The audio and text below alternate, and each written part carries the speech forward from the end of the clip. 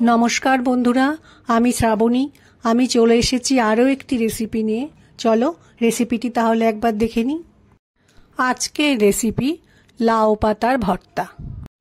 लाउ पातार भर्ता बानानोर जोन्नो लाउ शाक नियेछि। लाउ शाक थेके भर्ता बानानोर जोन्नो आमी पातागुलोके आलादा करे नियेछि। लाउ शाकेर एरकम भालो नरम पाता दियेई किन्तु भर्ता बानाले खेते भालो लागे। पातागुलोके जल दिए भालो करे धुए परिष्कार करे निये एकटू मोटा मोटा करे आमी केटे नियेछि। भर्ता बानानोर जोन्नो केटे राखा पातागुलोके गरम जले दिए भालो करे एकटू सेদ্ধ करे निते हबे। ग्यासे कड़ाइयेर मধ্যে गरम जल करते दिएछि, जलटा फुटছে। এই সময় আমি লাউ শাকটা জলের মধ্যে দিয়ে একটু সেদ্ধ করে নেব।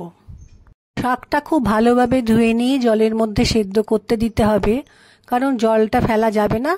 শাকটা যখন সেদ্ধ হয়ে যাবে জলটাও শাকের সাথে একটু শুকিয়ে নিতে হবে। কড়াইয়ে একটা ঢাকা দিয়ে লাউ শাকটা সেদ্ধ করে নেব।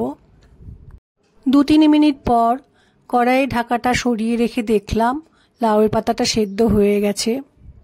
গ্যাসের ফ্লেমকে হাই করে দিয়ে লাউ শাকের মধ্যে যেটুকু জল আছে সেটা আমি শুকিয়ে নেব।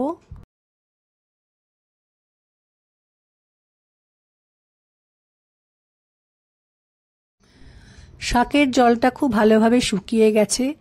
এবার আমি শাকটাকে গ্যাস থেকে নামিয়ে রাখব। এরপর গ্যাসের উপরে একটা ননস্টিক প্যানে আমি একটু সরষের তেল গরম করতে দিলাম। তেলটা গরম হয়ে গেছে। এবার আমি সেদ্ধ করে রাখা লাউ শাকটা তেলের মধ্যে দিয়ে একটুখানি রান্না করে নেব। সেদ্ধ লাউ শাক তেলের মধ্যে এরকম করে একটু ভেজে নিয়ে ভর্তা বানালে খেতে কিন্তু খুব ভালো লাগে। শাককে কিছুটা সময় ভেজে নেওয়ার পর আমি প্যান থেকে শাকটাকে একটা পাত্রে নামিয়ে রাখব। শাককে প্যান থেকে নামিয়ে রাখার পর ওই একই প্যানে আমি একটু সর্ষের তেল দিলাম। তেলটা গরম হয়ে গেছে। এবার একটা শুকনো লঙ্কা দিয়ে একটু সময় ভেজে নেব। শুকনো লঙ্কা ভাজা হয়ে গেলে কয়েকটা রসুনের কোয়া দিয়ে আমি একটু ভেজে নেব। শুকনো লঙ্কা ও রসুনটা একটু ভাজা হয়ে গেলে আমি একটু পেঁয়াজ কুচি করে রেখেছি, সে পেঁয়াজ কুচিটা তেলের মধ্যে দিয়ে ভালো করে একটু ভেজে নেব।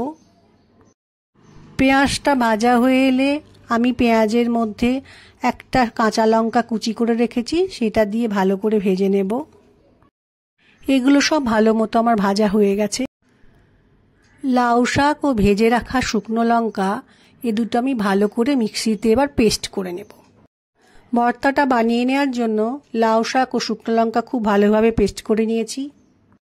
লাউ শাকের ভর্তাটা বানানোর জন্য আমি একটা প্লেটের মধ্যে নুন নিয়েছি, কাঁচা লঙ্কা ভাজা নিয়েছি, রসুন ভাজা, পেঁয়াজ ভাজা আর শাকটা নিয়েছি। তোমরা চাইলে এখানে কাঁচা সর্ষের তেল ব্যবহার করতে পারো, আমি কিন্তু সেটা ব্যবহার করিনি।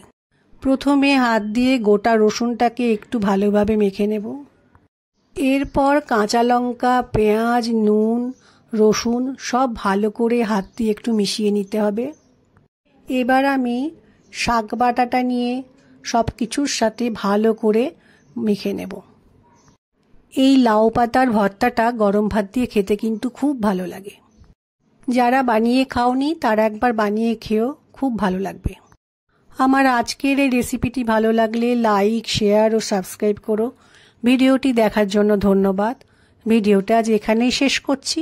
ফিরে আসছি আরও একটি রেসিপি নিয়ে।